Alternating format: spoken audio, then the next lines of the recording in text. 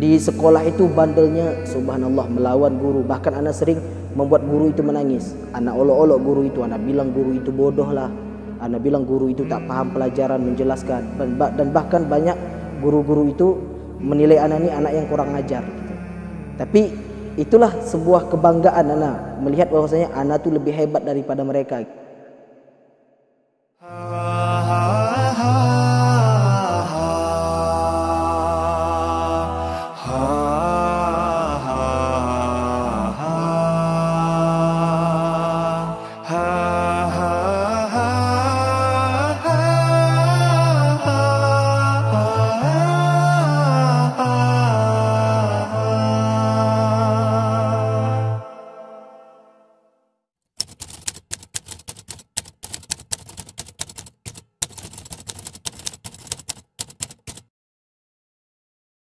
Bagaimana kabarnya?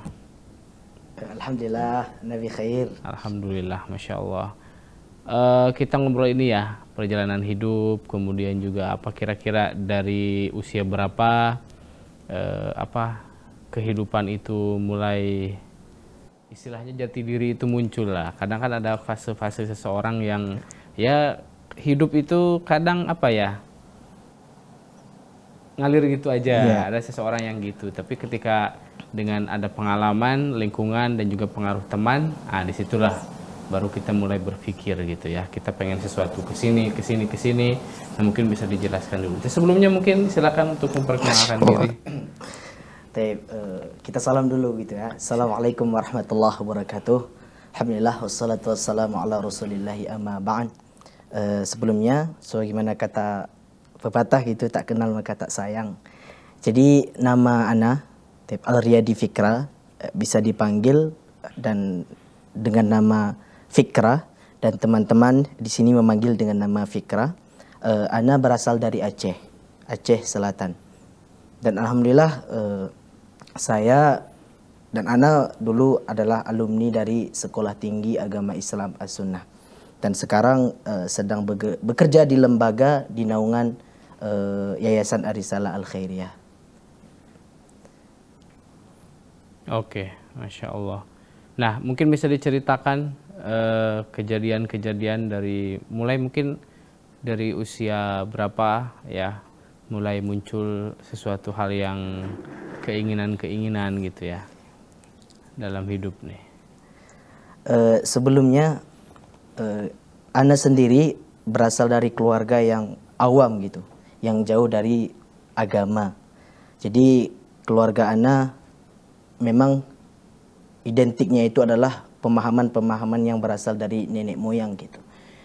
Dan ana pun dari kecil sudah kehilangan sosok dari ayah, di mana di usia 3 tahun ayah telah kembali ke Allah rahimahullahu taala, dan ana hidup dengan ibu dan seorang kakak. Jadi dari kecil memang sudah merasakan yang namanya kehilangan sosok berarti. Dan itu mungkin yang menyebabkan anak ya kurangnya lah perhatian. Terlebih juga pada di usia kanak-kanak, orang tua khususnya ibu telah kena gangguan, bahasanya kita itu diguna-guna. Jadi semasa kecil pun saya merasakan pendidikan agama itu kurang dalam diri anak pribadi. Dan itu yang menyebabkan mungkin hilangnya arah saat mencari jati diri itu. Bermula dari permasalahan yang namanya lingkungan, yaitu pengaruh teman, lingkungan luar, yang mungkin kita ketahui itu adalah penyebab utama gitu, berubahnya akhlak dan perilaku. Banyak hal-hal yang dicoba gitu, terlebih tidak memandang halal dan haram lagi. Banyak hal yang dilakukan sampai-sampai itu mungkin sudah lewat batasan. Anak pribadi dikenal sebagai anak yang keras kepala. Anak yang keras kepala, sulit diatur dan egois.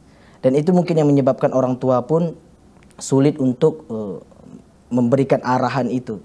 Dan anak mencoba segala hal yang anak inginkan.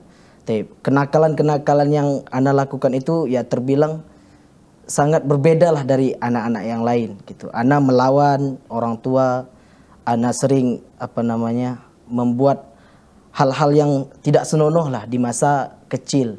Dan itu anak sadari dan anak pun malu. Bahkan ada teman-teman anak yang bilang ketika anak kembali ke mereka, ke kampung, Mereka sering mengatakan kepada anak, kalau ana lihat antum, kalau saya lihat antum sekarang, ana nggak menyangka antum seperti sekarang ini. Karena saking istilahnya buruknya perilaku, bandelnya dan lain sebagainya. Kalaupun bukan karena antum belajar agama, ana rasa antum akan jadi orang ya di luar sana itu buruk lah gitu. Dan itu hal yang ana syukuri. Dan itu kembali kepada firman Allah juga, sebagaimana Allah mengatakan, innallaha la yughayyiru biqaumin hatta yughayyiru ma bi anfusihim. Sesungguhnya Allah itu tidaklah merubah nasib suatu kaum sebelum kaum tersebut dari hatinya yang paling dalam, dari keinginan yang paling dalam untuk merubah diri mereka sendiri. Dan dari kecil ana tidak ada bimbingan agama, ana berasal dari keluarga awam dan pemahaman agama pun jauh sekali. Kurang gitu ya. Kurang. Memang tidak ada bimbingan agama. Paling pun cuma ngaji ya, sekedar ngaji gitu. Dan itu pun sering bolos sebenarnya.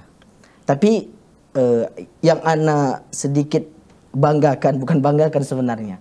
Memang dari kecil ana dikenal sebagai anak yang cemerlang gitu. Jadi anak yang istilahnya tanpa belajar pun bisa gitu.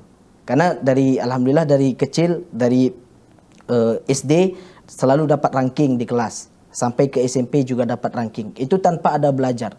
Maka di sekolah itu bandelnya subhanallah melawan guru. Bahkan anak sering membuat guru itu menangis. Anak olok-olok guru itu. Anak bilang guru itu bodoh lah. Anak bilang guru itu tak paham pelajaran, menjelaskan. Dan bahkan banyak guru-guru itu menilai anak ini anak yang kurang ngajar gitu.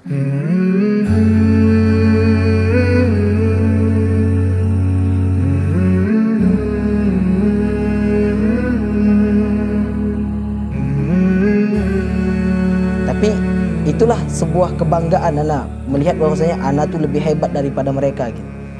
Ana tuh lebih bisa memahami pelajaran tanpa penjelasan dari mereka pun Ana bisa gitu.